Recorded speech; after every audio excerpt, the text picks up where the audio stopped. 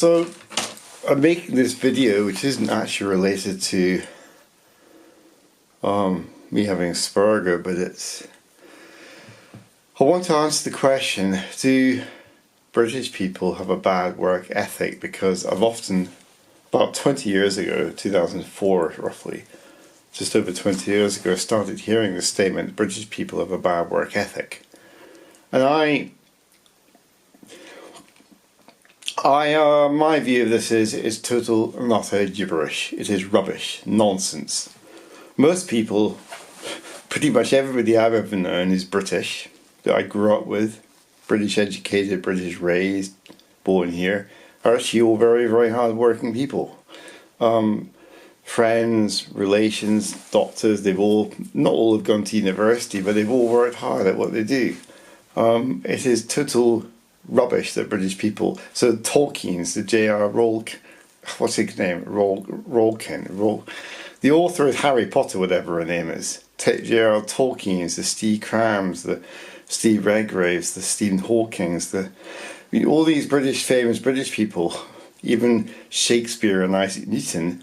If we're such a lazy nation, how come they achieve so much? No, my theory about why British people apparently have a bad work ethic is that I think it's to do with dumbing down the school exams. I think modern school exams are the O grades we sat in the late 80s, early 90s are about 2.4 times harder. I've looked at them and compared them with modern ones. There are about 2.5 times more questions back in the past than there are now.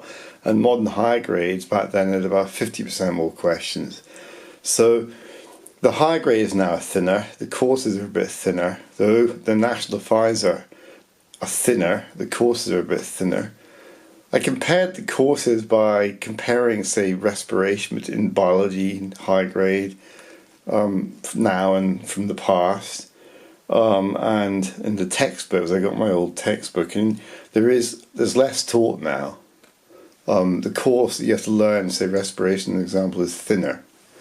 So yeah, I think because of exam dumbing down in schools, and probably a culture in home tutoring that's exploded over the last 20 years in home tutoring, people now expect just to get A's and B's without having to work hard. A lot of teenagers and meeting students have no idea how to swat and buckle down. I mean, in that sense, people have a bad work ethic, but it's a product of too much home tutoring, too much spoon feeding in the school curriculums, too much stuff given in science data tables, which I don't think was given in the past. Or if it was, we certainly weren't made told we had to learn it all, memorize it. You kind of relied on knowing things. Sorry, if it wasn't data books, we were encouraged to learn things in our heads, not just look everything up in books all the time. Or data tables. Now they just look everything up. They don't need to know anything in their heads. Whereas we were encouraged to know it in our heads. So it's rattling around in our skull. Then you know it and you think about it. So I think that's one cause of so-called bad work ethic. Another cause is I think too many rubbishy degrees being given out. Either thin history degrees or chemistry degrees or silly degrees like sports coaching degrees or computer game competition degrees or something like that, which are not, or degrees in how to camp, which is just nonsense. And I think this has made people, well, they don't know what seriously hard work at university is, but when you do chemistry or physics or history at a good university, like whether it's Aberdeen or Bristol or Cambridge, they are very intellectually demanding. My degree and my brother's physics degree and other people I've known who had tough degrees, you have to work extremely hard, like 10-hour days, 10-hour days at school. You have to work 18-hour days at times, certainly 10 to 15-hour days regularly. And they just taught you what hard work was, and it was difficult to understand. It was difficult studying. It took time to learn and understand things, and I think so. I don't think British people have a bad work ethic, but I think a whole generation of younger people in the last 20 years have been spoon-fed too much. Everything's been made too easy for them, and they expect things and given them a plate. So in that sense, I think there's a bad attitude towards hard work and getting your head down. But whose fault's that? It's the government's fault for messing about with exams all the time. It's the school's fault and the education system's fault, the exam board's fault for messing about with exams all the time. It's the fault of universities for widening access and spewing out lots of useless degrees and letting far too many people into universities not suited to it. Which doesn't necessarily make people bad. That doesn't give people bad work ethic, but I've met students like that through my tutoring who've been allowed into degrees unqualified and they were just struggling. And I think the problem is it just messes people about. Instead of somebody being encouraged to go and become a chef or go and get a job in something manual that would suit them, they're encouraged to go off and do some ridiculous chemistry course or something, which, for starters, they failed all the school exams in chemistry, the GCSEs and that far. So I don't know how anybody would expect them, or perhaps they either have failed them or they've got a D grade. So I don't know how they're expected to cope at degree level when they failed and struggled at fourth year level at school.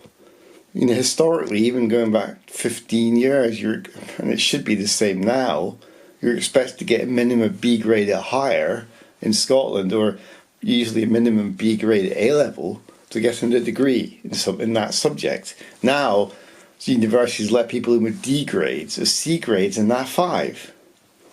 And now I've seen no awards being allowed in the higher grade. It's just people get messed about.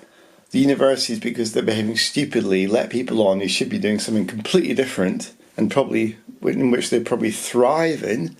And so I don't think this has caused a bad work ethic, but it's made people think that you can achieve a lot of success even when you fail things and can't do things, which doesn't really make any sense. But yeah, I don't think British people have bad work ethic, but I think there's far too much interference with education in Britain, which has messed people up, stopped people.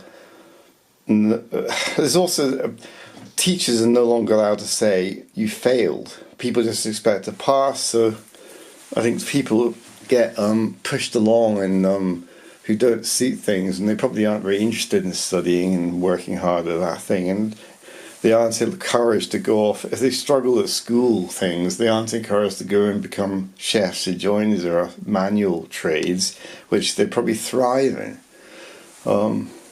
I know 2 people. One son hated school and has quit and become a bike shop owner. Another son hated it and is now training as a welder. They're much happier. So anyway, it's my thoughts on the business of do British people have bad work ethic? No, we don't.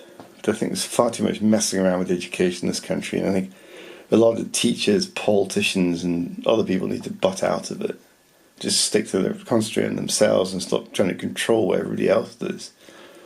So anyway, it's not very related to Asperger, but I guess I'm affected by it because